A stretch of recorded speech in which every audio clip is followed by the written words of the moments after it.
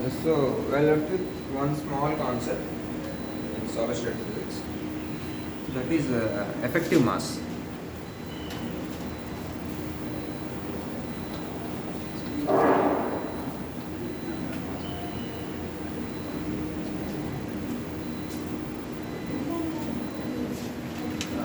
So we have come across the dispersion curve for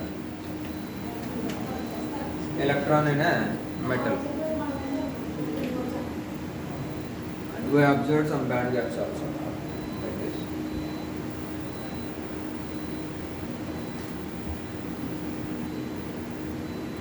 Okay, so coming to carbon, it is filled up to this level. Rest is half filled, right? Second level is half filled. First level is completely filled, and third level is conduction band. This is valence band. Okay, so now we have to see a few more relations or properties of this electron in the lattice. Okay, so this is a graph between E versus K. So can we derive any other parameter related to this? So we have seen already the slope of this curve is velocity, right?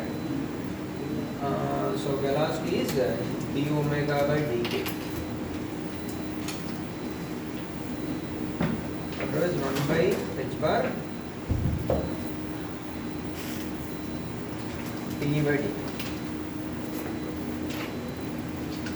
Omega can be written as E by h bar, so it is 1 by h bar d by dk. So the slope of this curve gives you velocity. So from this, here v is 0, here v rises, and here v falls, again v is 0.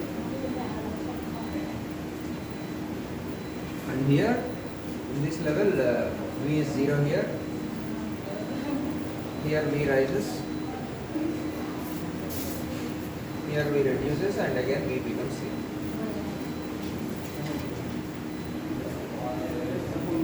So this is about velocity information, how velocity varies as a function of reciprocal vector.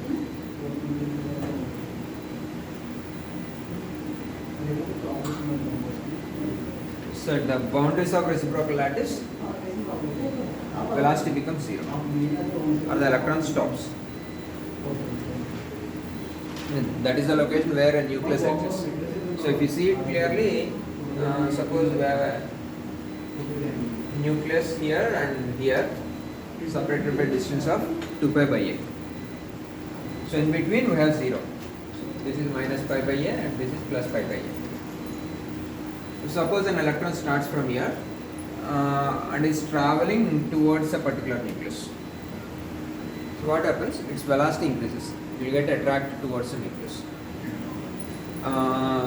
So even if it starts from 0, its velocity increases up to a certain level. By the time it reaches the nucleus, it stops there. So either it merges with the nucleus or whatever, the electron stops at the nucleus. So in the journey, the velocity changes, right? So it starts from 0, it rises and then becomes 0. So the graph of velocity, how does the velocity changes? So this almost looks like a minus cosine x curve, right?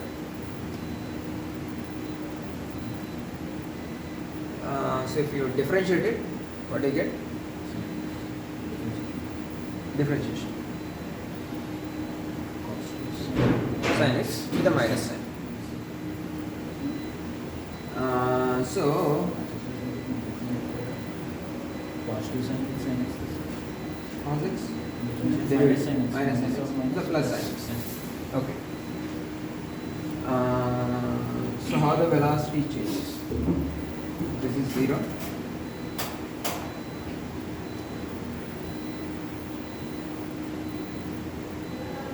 So velocity curve ఎట్లా వస్తుందండి?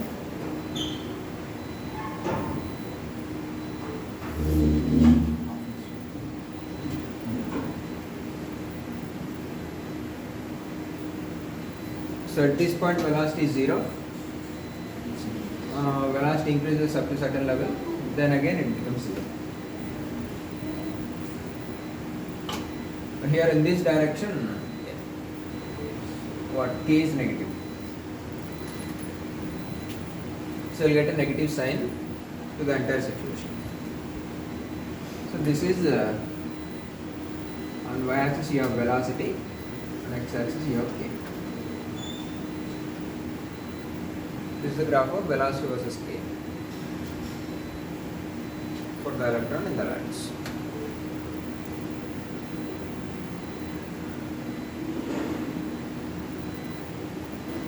Next one is mass. How the mass of electron. So here you should call it as effective mass.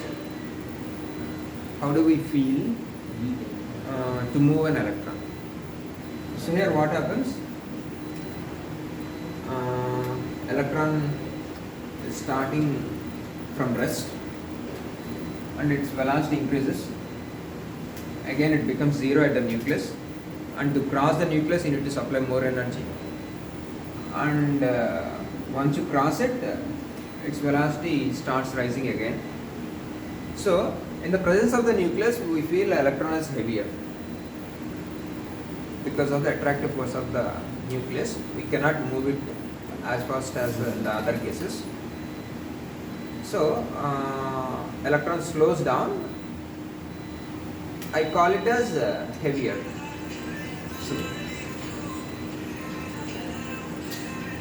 So usually, so this momentum is reducing. When the electron slows down, momentum reduces. Actually, that is because of the change in velocity. Velocity reduces.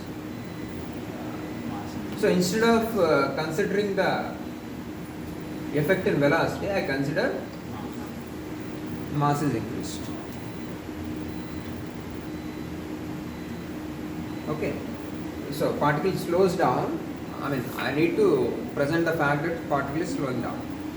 So instead of that, I can say the mass is increasing. Right? So then, how to represent it?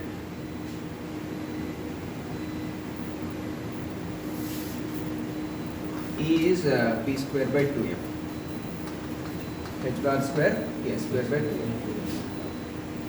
So we have a graph between E versus k, and we have to graph the information of mass by calculating some slope. So if you differentiate it, dou E by dou k is what? 2h bar square k by 2m.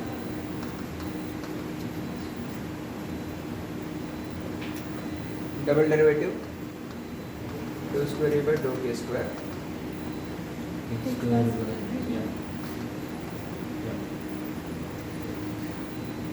So m is h bar square by dou square E by dou k square. So this is the effective mass. It is a double derivative of the EK curve. So for single derivative we got velocity, and if you calculate double derivative and invert it, you will get mass, effective mass. So h bar is a constant. So we have to differentiate it again.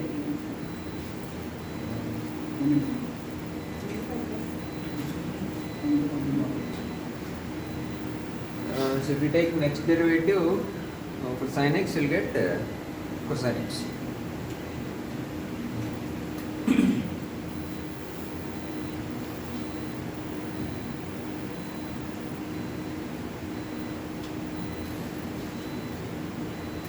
And you have to invert it.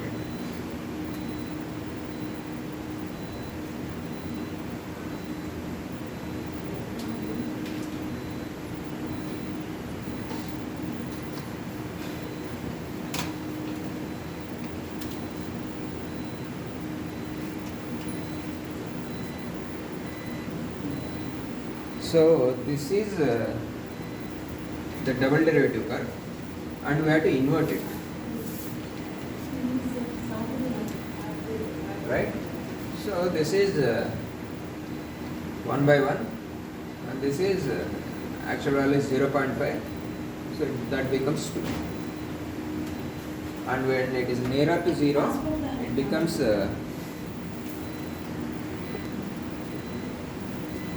so this is dou square by dou k square, and we have to invert this. So at 1 it is inversion will get a value of 1, and when it is half it is 2, when it is 0.1 it is 10, 1 by 0.1 is 10, and when it becomes 0 it becomes infinity. So the inversion of this is dou square E by dou k square, and if I take inversion of that from 1, the value goes to infinity, and at this point the value starts from infinity, negative infinity, and reaches near to 1.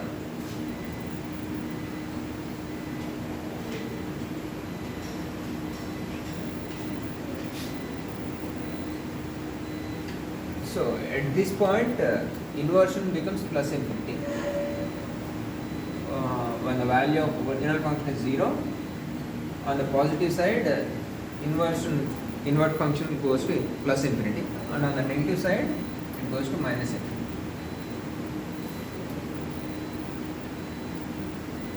And when it reaches 1, this also reaches 1.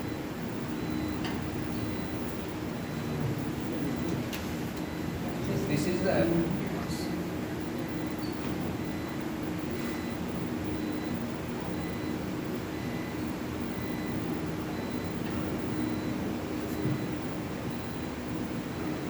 So here you have positive effective mass, and here it is a negative effective mass.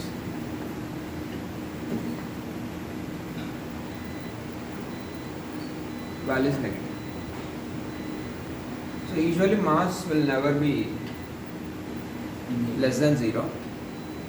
Effectively we are feeling as if it is negative. Means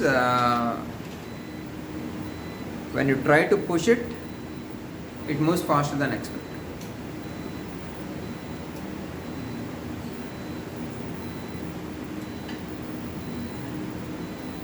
Okay, so see the location here. So we are starting from 0, and this end is minus pi by a, and this end is plus pi by a. So 0 to midpoint. So I call positive effective mass as electron. The particle with positive effective mass is considered as electron, and the particle with negative effective mass is considered as hole.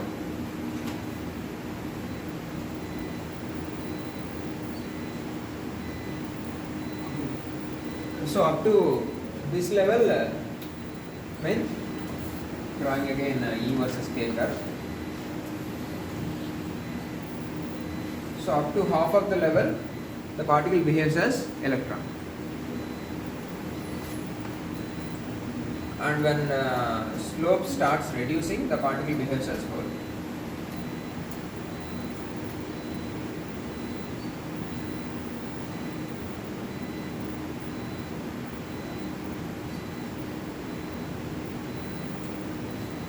What about the second question? This is the valence band for carbon. Now how does the particle behave here?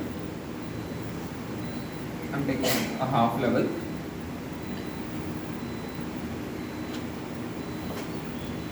So the location where the slope keeps increasing, the particle behaves as electron. The location where the slope reduces, the particle behaves as hole. And here it is half level.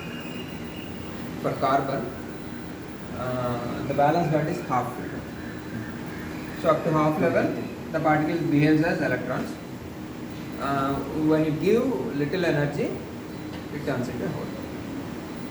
So when the particle reaches this level, it behaves as a hole, and if it reaches the next level, here it behaves as an electron.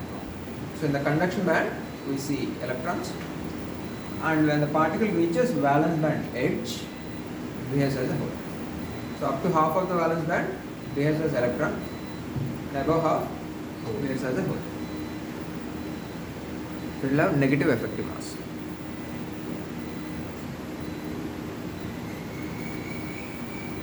So these are the observations that we can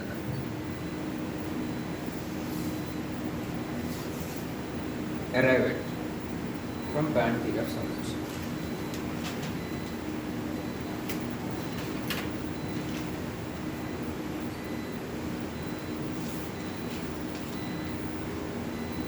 So here on the x-axis the momentum is rising.